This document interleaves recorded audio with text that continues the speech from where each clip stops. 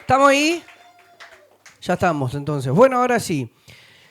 La serie se llama, como si alguno vio, si no vio, estaría bueno que lo vea, y consta de 3 capítulos, y esos 3 capítulos se llaman El último tango. Si bien arrancó por el último supuesto mundial de Messi, en el se cayó, en el cual el botín de Messi dice el último tango porque hacía referencia a que iba a jugar el último mundial. Ya es como el quinto último mundial que va jugando, gracias a Dios. Así que está bueno. Y lo que vimos en el anterior fue uno que tenía que ver con que la pregunta inicial fue ¿qué pasaría si yo me muero? ¿No? En este caso yo. Y ahí la pregunta se desviaba hacia ustedes como diciendo, ¿y qué harían ustedes? No porque yo sea más importante que ustedes, sino porque ¿qué harían ustedes en el caso de esta iglesia? ¿Para dónde saldrían corriendo y qué harían con el llamado que Dios puso en cada uno de ustedes? A alguno le hizo ruido, a alguno puede ser que le dio exactamente lo mismo y solamente fue una simple imagen más. Pero la segunda parte se llama Inquebrantable, sigue llamándose El último tango obviamente, sigue bailando con la muerte y sigue bailando en todo lo que tiene que ver referido a Argentina. Y la pregunta que arrancaría como disparador sería, la anterior era ¿qué pasaría si me muero? Y esta pregunta sería, ¿qué pasa si yo me aparto? Yo, no ustedes. ¿Qué pasaría si? Porque hay una realidad, ustedes viven constantemente apartándose. Pero si yo llego a decir, che, si yo me aparto, ¿qué onda? Y ahí viene, no, pero porque tenemos ese pensamiento, pero no se puede apartar, no puede abandonar. ¿Por qué ellos no y ustedes sí? ¿Qué me hace a mí diferente o mejor o en teoría que podría llegar a soportar o aguantar si ustedes son iguales que yo ante los ojos de Dios? La única diferencia es que yo acepte un llamado en el cual Dios llamó y me hice cargo o le creí a Dios. ¿Qué es lo que hace o nos hace diferente a ustedes de mí que Dios no podría llegar a hacer algo con ustedes? Yo creo que no es así. De hecho, dice, todos son llamados, pocos son los que creen ser escogidos. Entonces la pregunta debería ser esta. Si en el caso de que yo me apartase, ¿qué harías?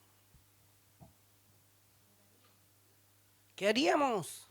¿Seguimos adelante, oramos, nos juntamos a orar, compramos pochoclo y arrancamos a ver qué onda? Le mandamos un mensaje al que le embrujó a la selección. ¿Qué hacemos? ¿O nos ponemos de acuerdo? ¿Qué haríamos? Es una pregunta que deberían hacerse ustedes. ¿Qué harían? Porque yo no digo que no pase, pero convengamos que a veces hay alguien que la pasa mal y dice, che, tenemos grupo de intercesión. Y no lo sé ustedes, pero alguien tiene que creer que alguien está orando, ¿sí o no? Si no, es como en el grupo del jardín. Que se mejore, que se mejore, que se mejore. Y ponemos la manito esa que tampoco es de que están orando, sino que es una manito nada más que está así como diciendo gracias. Sí, o se están chocando las manitos y nosotros pensamos que son cristianas y no está orando nada. O sea, es poner que se mejore, vamos a estar orando, ¿viste? Te ponen vamos a estar orando y vos ves en la historia de Instagram. Pues sí, ¿cómo está orando si está ahora haciendo eso? Entonces tenemos que entender esto. La introducción, el baile de la vida y la partitura de Dios. El tango es un baile de resistencia, de giros inesperados, de drama, pero sobre todo de absoluta confianza entre la pareja. En la vida muchas veces sentimos que estamos ante nuestro último tango, esa etapa donde las fuerzas ya flaquean, donde los golpes de la traición, como los que David sufrió por parte de Absalón, que es lo que hablábamos en la anterior, vamos a seguir basándonos en eso, intentan sacarnos de la pista. Sin embargo, cuando caminamos con el Señor, descubrimos que nuestra fe no depende de las circunstancias, sino de aquel que guía nuestros pasos. No importa si eres un joven empezando a ensayar los primeros pasos o si ya peinás canas y sentís el peso de los años. Los caminos de Dios son una escuela de confianza inquebrantable. Esto sería la introducción. Ahí tienen la imagen y tienen a un hombre y a una mujer bailando. El punto 1, si los que tienen el celular ya pueden ir siguiendo, es el ritmo de la memoria, recordar la fidelidad del pasado. En el contexto que venimos hablando, en el contexto de David, cuando Absalón se rebeló contra él, David no era un joven lleno de energía. De hecho, ya era un rey anciano que tuvo que huir descalzo y llorando por el monte de los olivos. Segunda de Samuel 15:30, en lugar de hundirse en la desesperación, David recurrió a su historial con Dios. Toda una vida caminando con el Señor le dio el combustible de la memoria para saber que el Dios que lo libró del oso y del león seguía en el trono. En 2 de Samuel 15:16 cuenta cómo fue el proceso. Absalón, después de haber violado a su hermana, David hace caso omiso, no reta a Absalón, no, a otro de sus hermanos. Ese hermano viola a su hermana, David no hace nada y Absalón en una noche de enojo perpetró el asesinato de su hermano. Por ende, echan a Absalón de la ciudad y lo alejan del rey. Absalón, enojado con el padre, le dice: ¿por qué me echas a mí si yo hice la justicia que vos no hiciste y el que sale pagando soy yo? Y se va Absalón y, alejado de todo esto, pasan varios capítulos, varias cosas en las cuales Absalón regresa. Ahora, en todo ese proceso en el cual David lo deja a Absalón por ahí, Absalón genera en él mucha bronca, mucho odio, mucho resentimiento por la injusticia de que su padre no había salido a su favor. Entonces, cuando David le permite a Absalón volver nuevamente, Absalón empieza a hacer una cosa. Durante casi 40 años, Absalón se queda a las puertas de la ciudad de Israel y a todas las personas que venían le decían: hola, ¿cómo estás? ¿Qué vas a hacer? Y le decían: nada, voy a entrar porque le vengo a pedir al rey porque no hicieron las cloacas acá en Virrey del Pino. Y entonces le dice: tranquilo, el rey es muy justo. Si vos lo hicieras conmigo, yo ya lo hubiese resuelto hace como 2, 3 años atrás. Y la gente se venía y se inclinaba a él porque era un príncipe, más allá que estaba desterrado y estaba volviendo. Y él los levantaba, los abrazaba y les daba un beso. Eso hacía un acto de que estaba cerca del pueblo, y así lo hizo con todas las personas que iban viniendo durante todo ese tiempo. Durante todo ese proceso, él lo que les decía es: el rey no puede hacer con vos ese favor, pero si yo fuese rey, yo sí podría hacerlo. Si vos me escucharas a mí, si vos me siguieras a mí. Y durante un proceso bastante largo hizo que cada una de esas personas empezara a ver a Absalón con otros ojos. Ya no era el desterrado, era el príncipe, el cual estaba cerca de sus súbditos, cerca del reino que tenía su padre. Y al mismo tiempo, después de eso, le agarra y pasan un montón de años, casi esos 40 años que le estuvo hablando, se acerca al rey y le dice: padre, necesito ir a Hebrón, porque en Hebrón yo tengo que ir a agradecerle a Dios, porque yo le había pedido a Dios que si vos me dejabas volver a tu casa, yo tenía que agradecerle. Entonces voy a ir a hacer mis votos a Hebrón. ¿Te molesta? Le dice: no, anda en paz, hijo, no pasa nada. Cuando va a Hebrón, lo que hace es mandar un montón de personas que ya lo seguían a cada una de las provincias, vamos a ponerle para que se entienda, o a cada uno de los municipios, a mandar gente a decirle: che, ahora Absalón es el que está al poder, quién está con él y quién no está con él.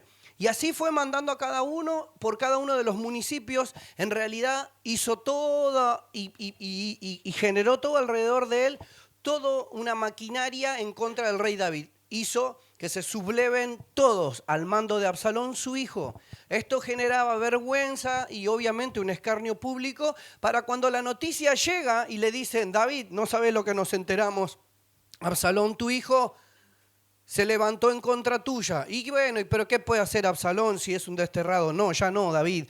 Él está acá, bla, bla, bla, bla, bla, bla.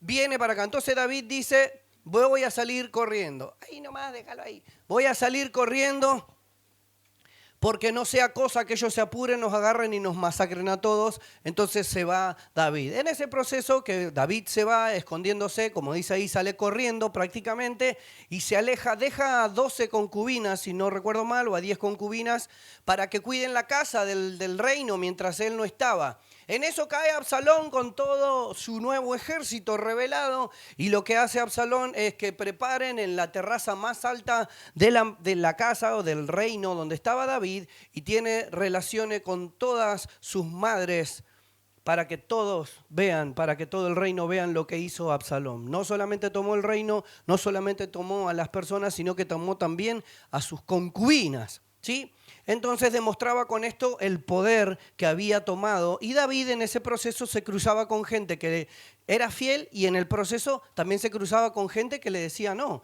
David, vos, o sea, no podés ni criar a tu hijo, para mí sos un desterrado y en todo esto lo escupían, lo maltrataban, siendo que había sido el rey David hacía horas.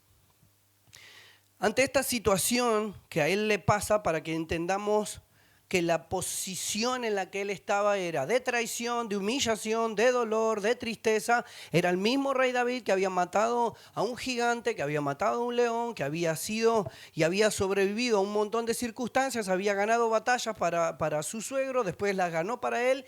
Es el mismo rey David que ahora estaba siendo humillado y la pregunta era ¿dónde está Dios? Y obviamente lo primero que viene eso a generar en nuestra cabeza es, mas si yo me bajo acá. Este es mi último tango. ¿Por qué tengo yo que esforzarme si otros se bajan? ¿Y qué vale la pena seguir bailando este baile si al final esto a todos les da exactamente lo mismo? ¿Por qué yo si los otros no? ¿Por qué tengo que ser bueno si los otros son malos? Eso según nuestra óptica, ¿no? Hablando siempre. ¿Por qué yo tendría que permanecer si Absalón no lo hizo? ¿Por qué tendría que ser fiel, permanecer fiel cuando obviamente se hizo infidelidad? Entonces, en lugar de hundirse en la desesperación, David recurrió a su historial con Dios. Toda una vida caminando con el Señor le dio el combustible de la memoria para saber que el Dios que lo libró del oso y del león seguía sentado en el trono. Él no cambia, Él no muta, Él no se diluye, Él sigue siendo el mismo de ayer, hoy y siempre. Él sigue sentado en el trono, Él tiene el control. Cuando nosotros oramos y decimos, Señor, te doy el control de esta situación, y como Dios diciendo, yo nunca lo perdí.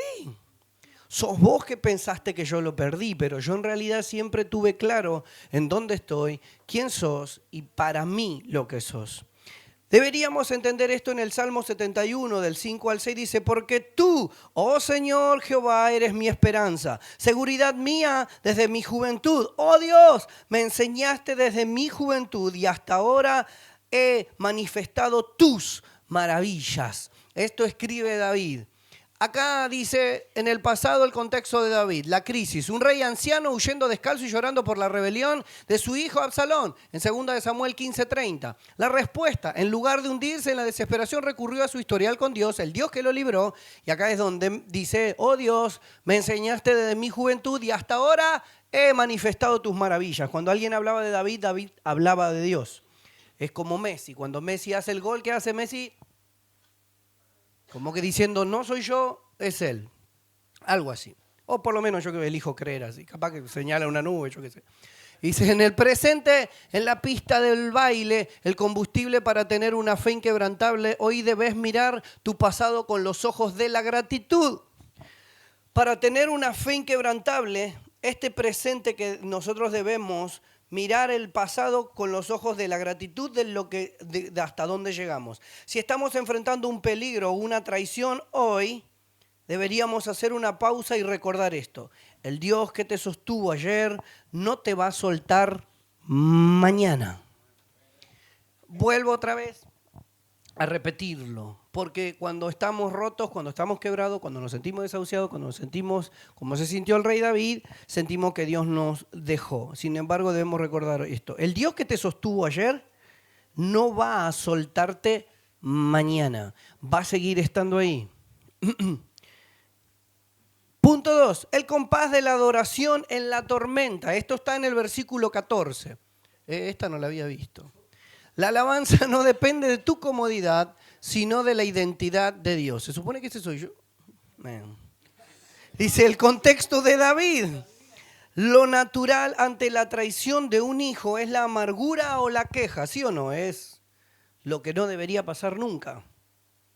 Pero David hace algo contracultural y decide ensalzar y adorar aún más a Dios en el peor momento de su vejez, cuando su legado parecía desmoronarse. Su adoración no disminuyó, se intensificó. La adoración de David no dependía de su comodidad, sino de la identidad de su Dios. Y él le cantaba y decía: estoy lastimado, me duele hasta lo más profundo, pero adoro tu nombre porque vos sos increíble. Y empezaba, ¿no? Él se basó en el Salmo, por ejemplo, en el 71:14, dice: mas yo esperaré siempre y te alabaré más y más. Acá vemos esto que dice que la reacción natural ante la traición de un hijo, lo normal sería la amargura, ¿sí? El presente, nosotros deberíamos entender esto. El arma de guerra que tenemos para pelear es esta. Comprender los caminos del Señor significa entender que la adoración es nuestra mayor arma de guerra. Cuando el panorama se ponga oscuro, no bajes el volumen de tu alabanza. Adorar en medio del dolor rompe las cadenas del desánimo y nos devuelve la perspectiva eterna. Adorar en medio del dolor rompe las cadenas del desánimo. Si nosotros no tenemos ganas, no vas a tener muchas veces, a veces no vas a tener ganas de levantarte para ir al gimnasio, si es que vas, de ir a tu trabajo, y si no vas no te pagan, pero igualmente te cuesta. Te va a costar hacer cosas en las cuales vos decidiste hacer o mejorar o empezar o emprender, porque vas a sentir que no vale la pena. Llegando a estos meses, para los que están estudiando, van a sentir que no vale la pena. ¿Y qué pasa si me rindo? Si total mis compañeros o mis compañeras ya abandonaron. ¿Cuánta gente hay que abandonó su carrera? ¿Para qué voy a seguir? ¿No? Como que voy a decir, a nadie le va a molestar. No creo que a Dios le moleste. Satanás hizo más lío y no lo mató. Así que a mí no me va a matar si dejo una materia. Pero sin embargo, esos son pensamientos que deberíamos entender, que en nuestros peores momentos es cuando deberíamos adorar. Adorar es encontrar a Dios en medio de nuestras crisis, en medio de nuestros problemas, en medio de las circunstancias que no logramos entender o comprender. Punto 3. Un legado... fui muy rápido. Dice: un legado que no se apaga con las canas. El contexto de David no quería que su experiencia muriera con él. ¿Por qué? Su oración en la vejez no era solo para pedir un rescate, que Dios lo salve y se termine todo, sino para pedir tiempo y fuerzas para contarle a la siguiente generación el poder de su Dios. Una relación íntima con el Señor nos lleva a entender que nuestras pruebas de hoy serán el testimonio de fortaleza, que va a traer fortaleza a los jóvenes el día de mañana. El propósito era: David no quería que su experiencia muriera con él. Si eres joven, busca la sabiduría de los que ya caminaron el tramo. Muchas gracias. Los que caminaron el tramo. Tu testimonio fortalecerá a otros mañana. Lo crean o no, lo que ustedes están haciendo en este tiempo es aprender, los que quieran. Y los que aprendan van a ser los que sostengan cuando esto siga o no siga. Es lo que les decía el domingo anterior. Si ustedes tienen un llamado, Dios los estuvo capacitando para lo que va a venir. Si a mí me tocara morir, cada uno de ustedes debería entender o comprender cuál es el don y el llamado que les toca. Y dependiendo de eso, es cómo lo van a llevar adelante, ya sea a través de una sola iglesia o en el tiempo que Dios les ponga y les dice: bueno, Dios los llamó y dice: a mí Dios me mandó a poner una fábrica de pantalón de gimnasia y voy a hacer eso, lo que Dios me mandó a hacer, y todas las personas que vengan, antes de que arranquemos a laburar temprano, vamos a orar y vamos a hablar de Dios. Al mediodía no les voy a dar de comer, les voy a hacer leer la Biblia otra vez, y si quieren comer, que lean. Pero si no tenés claro de qué pasaría si yo abandonaría, ¿qué harías vos? Porque vendría acá sentado y yo te diría: no, ya cerré la puerta. Me aparte, ahora voy a vender banderas de Argentina y bubucelas. Entonces vos venías acá y decís: ¿ahora qué hago? ¿Ahora qué hacemos? ¿Para dónde salimos corriendo? ¿Y qué haríamos? Y esto mismo debería repercutir en tu casa. ¿Qué pasa si arranca todo bien, pero mañana te levantás y pareciera que Satanás dijo, bueno, no tengo nada que hacer, voy a ir a tu casa y ¡pum! Vuela todo por los aires. Se pelean, vuelan los platos para allá. Tu mamá y tu papá que parecían salidos de Disney y ahora son Shrek y Fiona peleándose y de repente vino, ¿cómo es? Lord Farquaad a tu casa. Y te llenó de enanos y bichitos y las 3 lauchas ciegas y todo un lío bárbaro. Y de repente voy a decir, ¿qué pasó? ¿En qué momento fue que sucedió? Nosotros debemos comprender que a veces las personas, aunque no lo entendamos, Dios nos habla. Y Dios nos habla antes para lo que vamos a vivir después. Eso significa que Dios va a llamarte la atención. Cuando yo tenía 20 años, aprox 20, 21, fuimos a la iglesia con Ro porque queríamos solucionar nuestros inconvenientes a modo de oráculo y decir, vamos a solucionarlo, vamos a la iglesia. Y fuimos, y en esa reunión, era una reunión en una iglesia que no conocíamos, de hecho la iglesia no está más, por lo menos en ese lugar ha desaparecido. En ese momento nuestras incursiones con Dios tenían que ver con que a mí me llamaban para que vaya a filmar las reuniones. ¿Por qué? Porque dentro de la familia era el único que tenía una videofilmadora chiquitita así y con un cosito que se abría así al costado. Hemos filmado cumpleaños de 15 para gente que no nos habla más, pero no importa. Pero eran familia también. Hicimos de esos videos, después hicimos videos en distintas campañas. Una vez fuimos a una campaña en pleno Fuerte Apache de esta misma iglesia y fuimos a grabar. Y recuerdo que así fueron nuestras primeras incursiones. Entonces era todo mirando, no participábamos, más o menos escuchábamos, pero todo de oído. ¿Entendés? Nosotros somos los filmmakers. Mirá si hubiésemos seguido por ahí. Dios. Y después de eso es como que más o menos nos acercamos, qué sé yo, hasta que un día fuimos y de ahí viene el testimonio de Ro que les contaba a ustedes que no podía quedar embarazada y que íbamos por las iglesias porque ya no encontrábamos solución para sus infecciones a repetición. Y entonces íbamos a una iglesia y siempre pasaba, ¿viste? Pasábamos y ella pasaba para que le oren, pasen acá todos los que están enfermos, y Ro pasaba. Y eso se desmoronaba cada vez que volvía una infección al otro mes. Eso generaba todo un caos a nivel familia, que éramos nosotros dos hasta ese momento. Y al mismo tiempo, yo intentaba saber para dónde salir disparado. Yo decía, ¿qué hacemos? ¿Qué onda? Entonces yo iba y decían, vengan acá todos los que tengan una duda. Y yo me metía adelante hasta que fuimos a una reunión y apareció uno que era chico, no sé si era más chico que yo, pero era chico. Yo estaba acostumbrado a ver gente grande hablando y predicando de Dios. Y este era medio, no voy a hablar mal porque por ahí sigue vivo y no lo conozco aparte tampoco, pero parecía medio más buena onda. Entonces a mí me caía mal. Porque pareció sí y ahora estoy pensando y yo podría hacer tranquilamente eso mismo o peor. Y yo entonces cuando lo vi, dije, este no sabe nada.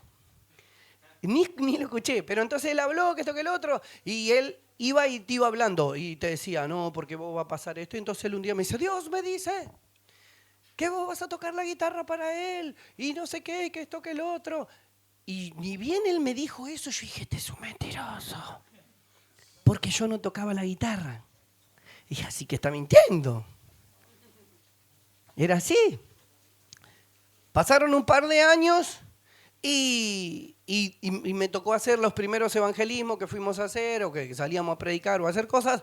Empecé a tocar la guitarra, una guitarra criolla común y silvestre, y empecé a tocar y a donde íbamos me tocaba tocar la única canción que me sabía hacer, que era Creo en ti, de Julio Melgar. Era la única que sabía porque se repetía bastante similar y era lo único que sabía. Entonces vos me pedías más de 2 canciones, me arruinabas porque yo era la única que sabía, la repetía, y la de Les Campos porque era parecida. Entonces eran las 2 que yo salía. Donde iba, un cumpleaños que iba, sacaba mi guitarra y decía, vamos a hacer esta, dale. Y en ese momento, que no existía internet, así que para los que piensan que no pueden vivir sin internet, sí se puede, porque yo de ahí vengo. Llevaba hojas fotocopiadas con los acordes. Entonces una hoja a veces tenía una canción tenía 3 hojas, 4 hojas. Entonces yo iba con una carpeta llena de esas hojas así a donde iba y de ahí me fijaba la canción. Si me agarraba un viento me arruinaba porque me mezclaba todas las canciones. Entonces yo decía, gloria, gloria, aleluya. Y seguía tocando y si me cambiaban la hoja, decía, tan solo. Si más o menos pegaba, la enganchaba. Y me acuerdo que así fue. En un momento viene ese recuerdo a mi mente y me dice, ¿viste? El chico no mintió. Ibas a hacerlo. Y en ese momento dije, ¿por qué no me puse a aprender cuando vos me hablaste? ¿Por qué no te creí? Si hubiese aprendido, no hubiese andado con esa carpeta de hojas por todos lados llena de mate. Hubiese hecho otra cosa, hubiese estado preparado para cuando Dios me envió. Y sin embargo no lo escuché. De la misma manera, Arjona contó lo que hoy estamos viviendo en el Mundial. Y yo sé que a muchos les parece una pavada. Y ¿qué va a decir? Arjona hizo un álbum que se llama Si el norte fuera al sur y cuenta la diferencia que sería y mezcla todo con Estados Unidos con México mayormente. Entonces agarra y dice las barras y las estrellas se adueñaron de mi bandera y nuestra libertad no es otra cosa que una ramera. Y en un momento dice que si los Yankees, ay, no me acuerdo el ritmo. Dice que Estados Unidos, si agarrara el fútbol, agrandaría las porterías. Dice, agrandaría las porterías. Dice, y 8 tiempos fuera para vendernos porquerías. Esa era la canción. Y ya lo había dicho en ese momento y es lo que hoy pasa. Obviamente voy a decir, bueno, pero no le voy a creer a Arjona porque me estaba prediciendo el futuro. Pero a lo que voy yo, que así como Dios me habló a mí, así como cuando no escuchamos, Dios utiliza a cualquier persona para contar lo que puede llegar a pasar en un futuro, Dios te habla y Dios te viene hablando hace un montón de tiempo. Que hay gente que tiene un mes en la iglesia y hay gente que tiene años en la iglesia. Y sin embargo no escuchamos. Y la pregunta vuelve otra vez. ¿Qué pasaría si hoy nos apartamos? O yo me aparto y ¡pum! Apagamos la luz, se terminó todo. ¿Qué hacemos? Pero yo le traje el trabajo práctico. Profe, entonces, deberíamos comprender esto. Que en el Salmo 71:18, aún en la vejez y las canas, oh Dios, no me desampares hasta que anuncie tu poder a la posteridad y tu potencia a todos los que han de venir. David dejó escrito en los Salmos para que nosotros pudiésemos resistir en los momentos malos, para que nosotros aprendamos que en los peores momentos de nuestra vida Dios iba a estar con nosotros. Si estuvo con Él, iba a estar con nosotros. David, aunque la gente no le creía, David hablaba con Dios y tenía su relación con Dios.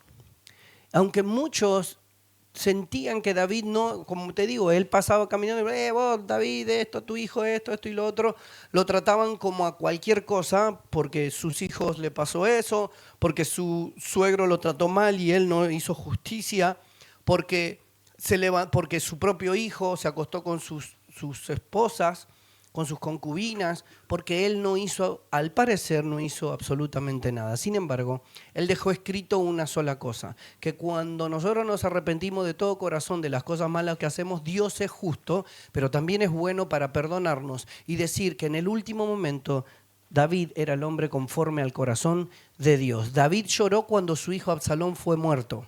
Y David también lloró cuando murió su enemigo y suegro, Saúl, y de hecho mató al hombre que mató a Saúl. Dijo, maté a Saúl. Era hora que mate a ese viejo. Y dijo, ¿quién lo mató a Saúl? yo lo maté, yo lo maté. Arránquenle en la cabeza. Y lloró amargamente y se escuchaban los gritos de David llorando por su suegro y por su hijo. Y vos decís, no tiene lógica. No tiene sentido. Si la lógica mía es, si viene el perro del vecino, me rompe las bolsas y me rompe el coso donde se pone las bolsas, lo lógico sería, ¿qué? ¿Cómo matar al perro?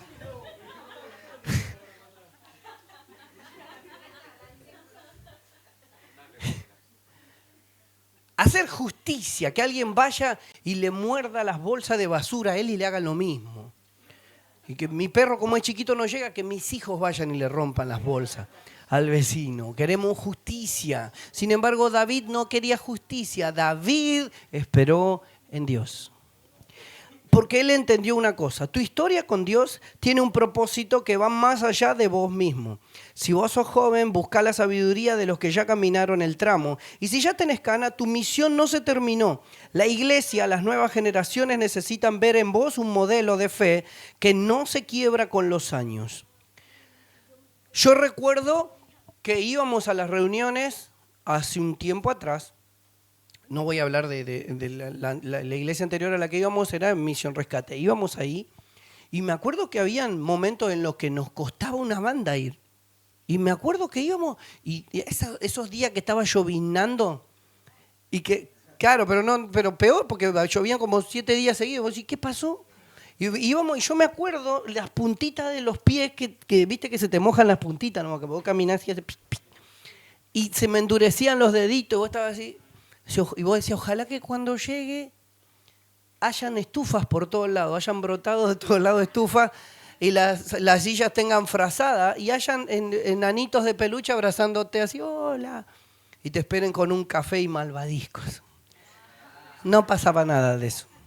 Hacía más frío adentro que afuera y me acuerdo que, y aparte se nos pintaban las suelas de las zapatillas de rojo, ¿no?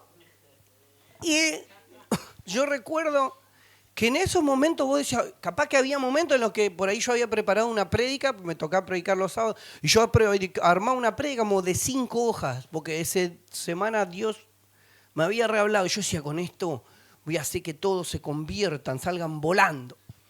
Y ese día había llovinado toda la semana, llegaba, no había ni el loro. Hacía frío y cantábamos y estábamos cantando, éramos 4. Y como no vino el que tenía que tocar la guitarra, porque le pintó, y poníamos al hermano Pepe, que el hermano Pepe, ¿vos sabés más o menos tocar la guitarra? Sí, más o menos toca. ¿Qué puede llegar a pasar? Era todo. Y nosotros, dale, quita, mancha, cualquiera, ¿viste? Bueno, éramos 4, ¿viste? Dice, ¿por qué no saltan? ¿Por qué no saltan? Y el pibe, ¿qué voy a saltar si estoy solo, no? Pero nos pasaban esas cosas. Y me acuerdo que uno le intentaba meter, ¿no? Ahí se siente el mover del Señor. Yo siento. Siento que me voy a tirar de acá de cabeza, porque no pasa nada. Entonces, esas cosas también pasaban. ¿Qué nos enseñaban esas cosas? A aprender que iban a venir dificultades y iban a venir momentos en las que las cosas no salgan como planificamos o planeamos. Habíamos organizado recitales con bandas.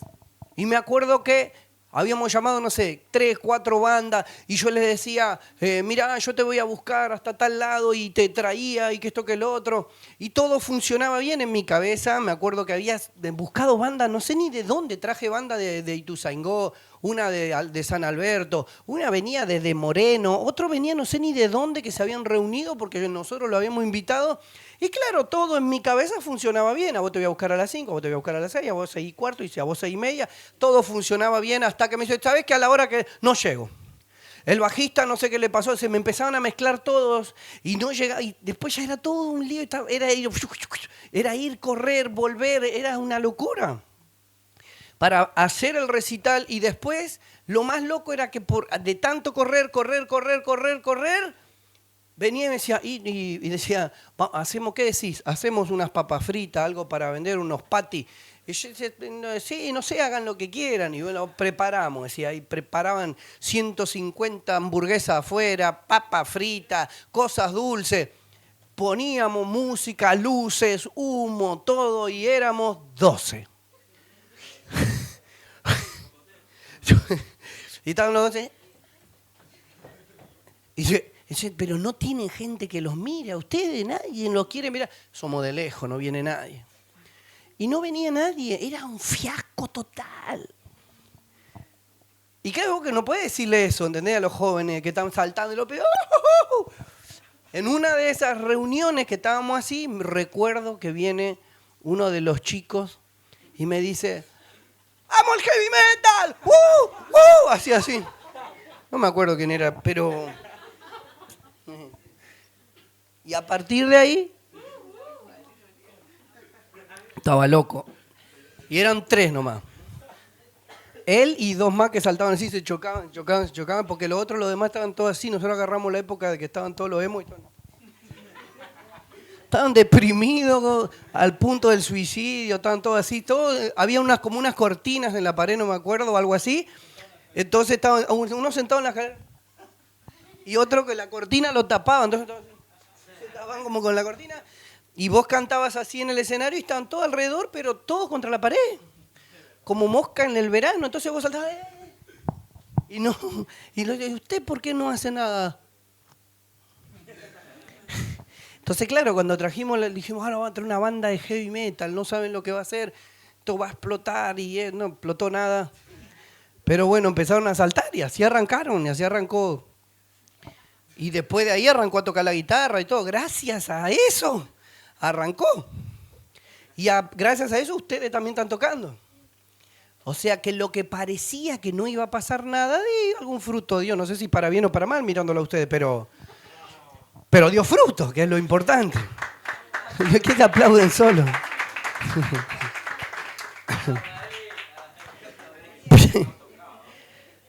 Pero si entendemos que lo que en ese momento pasaba hizo que en el principio nosotros estábamos acá, y recuerdo las primeras veces, este techo hermoso que está acá no estaba, y así como nos moríamos, pero nos moríamos de calor, nos moríamos de frío, porque no había techo. Y peleamos todo un día, hay que hacerlo antes que venga el invierno, hay que hacerlo antes que venga el invierno. Decía, ahí vengo. Era así, a mí no me estresaba otra cosa más que nunca le presté tanta atención al ¿cómo se llama? Al otro, al que nunca le pegan, al clima, siempre hacía eso. Entonces decía, va a llover, y estamos cortando, rompiendo, todo hacíamos todo un descontrol. Toda esta parte era esta parte no había nada, solo era hasta acá, nada más el techo, este pedacito, y arriba no había nada más, entonces no había paredes, entonces nos poníamos ahí, y me acuerdo que llovía, y cuando llovía así nos queríamos matar, se nos hacía frío, y cuando hacía calor había que limpiar la iglesia.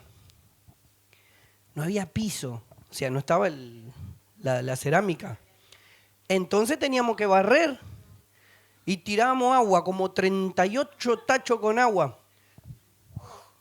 Y claro, vos barrías y se levantaba, igual es como limpiar la nada, era como que limpiábamos contrapiso. Después las paredes no tenían revoque, estaban de colores, una por la mitad, una ventana. Hola, ¿cómo estás? Estaba en la cocina. Claro. Y ahí atrás no había nada. Después hicimos una pared. Y vos veías y se veía el árbol de allá atrás. Entonces, si enganchabas un partido, vos te enterabas que hacían el gol, todo. Todo lo que hacíamos. Sí, habíamos intentado. Y recuerdo que en un momento yo decía, al final mi vida siempre es lo mismo. Siempre está limpiando el piso en alguna iglesia. Y pasamos de una mega iglesia que era súper grande, no terminamos más de limpiar ese piso, los baños, todo. Y después pasamos a la otra iglesia que teníamos que pasar un trapo con coso rojo. Ahí también, siempre venía con el coso sucio, los piecitos rojos. Y si te hacía el espiritual y te arrodillaba, te olvidabas, es cierto. Te quedaban todos acá en la aureola. Las chicas les pintaba y venían con pantalón blanco, les quedaba de River. Y después, cuando vinimos acá, también el piso era lo mismo, tener que bajar las escaleras, salir por ahí, subir una escalera pequeña de hasta altura, bajar como unos 2 metros hacia abajo y bajar la batería, bajar el equipo de bajo, bajar la guitarra, bajar todos los micrófonos, los cables, todo bajando, haciendo un pasamano, subiendo y bajando. Y un montón de veces hacer eso. Y si llovía, ¿qué hacemos? ¿Tocamos o no tocamos? ¿Salimos o no salimos? Y salimos igual. Era todo era fe. No va a llover, no va a llover. ¿Qué? ¿Lo viste en pronóstico? No, creo que no va a llover. Era así. Era ver qué iba a pasar. Y me acuerdo que en ese momento era estar limpiando. Y yo decía, vamos a seguir limpiando este piso, no se termina más. Y la realidad que ahora pasa que nosotros venimos, yo ni toco, no porque no quiero, sino que a veces venimos, hay que ordenar y limpiar. ¿Ya alguien lo limpió? Alguien vino y lo limpió. ¿Y che, quién limpió? No, porque vinieron a la mañana a limpiar. Y después, y vino Pepe, no sabía qué hacer y se puso a barrer. Y esas cosas empiezan a pasar cuando la gente empieza a tomar y a hacer propio y suyo lo que Dios los puso a hacer. Y eso está buenísimo y eso hace que tanto los jóvenes van a hacer y van a copiar lo que vean de los grandes si los grandes no abandonan lo que Dios los llamó a hacer. Si los grandes en la fe, no maduros porque tienen 100.000 años, sino porque están hace mucho tiempo en Dios, la Biblia los considera ancianos en la fe.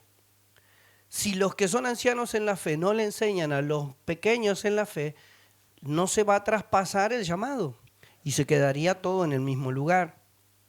Entonces es de nosotros, es menester pasar de alguna manera la antorcha a las otras personas. Y por más que yo me muriese o yo abandonase, ustedes siguiesen de la manera en la que hay que seguir. Yo el otro día, anteayer estaba viendo y decía, por más que nos vayásemos o vayísemos, por más que nos fuéramos a un lugar más grande, y yo miraba y ocupan todo el frente más el enfrente de allá, más el costado de acá, más el auto de allá, más el auto del otro allá, más el otro de allá. ¿A dónde tenemos que ir? ¿Un estadio tenemos que irnos para que entren? Ya no entran. Y yo decía, qué loco eso. Porque antes éramos 3.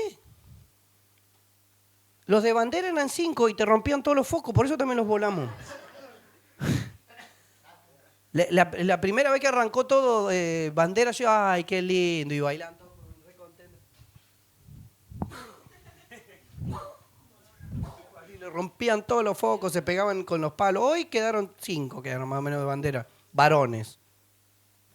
De las chicas son más. Pero todos de alguna manera fueron pasando. Lo mismo pasaba cuando estaban en teatro. En teatro, la primera hora estuvo bien. La segunda era un poco juzgadora. Después, la primera era el tren al infierno. No, era una creación de acá, inspirada. Era la de Tales. Yo elijo a Dios. Esa era más o menos estaba. No, estaba bueno. Después de ahí vino la tren al infierno. No, pues es la misma. Después vino el tren al infierno. Ahí ya era un montón. Y después vino el bullying y otra. Eran horripilantes esas. Yo las volvimos a mirar. Ahí nació un momento. Me hicieron un montón de cosas. Basta, chico malo. Eran horripilantes. Y nosotros pensamos que lo que hacíamos, estábamos cambiando la vanguardia del teatro. Éramos la luz en medio de tanta oscuridad, de mediocridad. Y en el reino de los ciegos, claro, el tuerto es un genio. Y no, pero cuando empezamos a ver y empezamos a notar que, por ejemplo, ya no se pueden hacer determinadas obras en el lugar en el que estamos, ¿por qué? Y porque ahora hacen acrobacias, ¿no? Entonces ahí pasamos de las Elastic Girls a chicos que saltan, o que giran, o que vuelan, el payaso que nos llamaron para hacer un día en el Día del Niño y no nos llamaron nunca más. Hicimos cosas así en las cuales fuimos evolucionando, pero alguien las tenía que hacer. El zorrito, que tiene como 15 años el zorrito hasta ahora, ya viene robando el zorrito con eso. Sí. Y sin embargo sigue pasando ahora. Un montón de esas cosas siguen pasándose y es la única manera en que las próximas generaciones quieran meterse e incluirse. Y así como hoy tenemos chicos pequeños, nuevos, tenemos gente grande también que se metió en teatro. Y buenísimo, porque de esa manera forman esto que tiene que ver con llevar adelante lo que Dios puso, porque necesitamos de todo para poder seguir llevándolo adelante. Entonces, deberíamos entender esto. Debería grabársenos en nuestra cabeza. Mira qué bueno que quedó esto. Dice, el diagnóstico en la pista de baile. El pista de baile es en la vida cotidiana que nos toca. El detonante, el ataque, lo que sea que pase. Traición de un ser amado. El reflejo natural del mundo es amargura y desesperación. Más la postura de David, que es un inquebrantable. Él recuerda en su memoria el historial de la fidelidad de Dios. El detonante, tormenta, dolor y oscuridad. En el reflejo natural sería una queja, silencio y rendición a lo que nos está pasando. Sin embargo, David, que es inquebrantable, es adoración intensificada como un arma de guerra. El detonante que puede pasarte o nos puede pasar es la vejez, la debilidad, la soledad o aún la juventud. Sin embargo, para David, el reflejo natural hubiese sido el retiro y la sensación de sentirse inútil. Él, que era inquebrantable, tomó la construcción del legado para la próxima generación. Él sabía que si él se ponía en pie, iba a cambiar la historia de los que hoy estamos cantando. Haré así como David, me reiré del gigante que venga contra mí. Y de hecho decimos, mi alabanza será mi arma. Cuando levanto mis manos, él gana mis batallas. Y como David escribió este salmo, estamos haciendo exactamente lo mismo de lo que David dijo y ponemos en nuestras palabras lo que David nos habló. Entonces debemos entender esto. El último tango no es una despedida triste, es la danza de un hijo que sabe que, pase lo que pase, está sostenido por los brazos de su padre. Hoy el Señor te dice, no abandones tu fe, no abandones tu llamado, no te rindas, no te canses, ponete en pie y seguí adelante. Si sos joven y sentís que el mundo es demasiado caótico, empezá a construir hoy un historial de fidelidad con Dios. Eso se va a hacer todos los días, desde que te levantás, desde que emprendés, si estudiás, trabajás o lo que hagas en tu juventud, va a empezar a construir el llamado que Dios puso delante tuyo. Si ya estás entrando en canas y la traición, la enfermedad o la soledad han tocado a tu puerta, mirá el ejemplo de David. No te retires, no cuelgues los guantes. Tu fe es inquebrantable porque tu Dios es inquebrantable. Deberíamos entender esto, pasar de la preocupación a la adoración. Esperamos y esperemos en Él siempre y alabémosle más y más, aunque no veamos nada delante de nuestros ojos. La música de Dios sigue sonando y Él aún no ha terminado este tango contigo. Esperaba un poco más de emoción, pero que Dios te bendiga. Así que ahora lo que vamos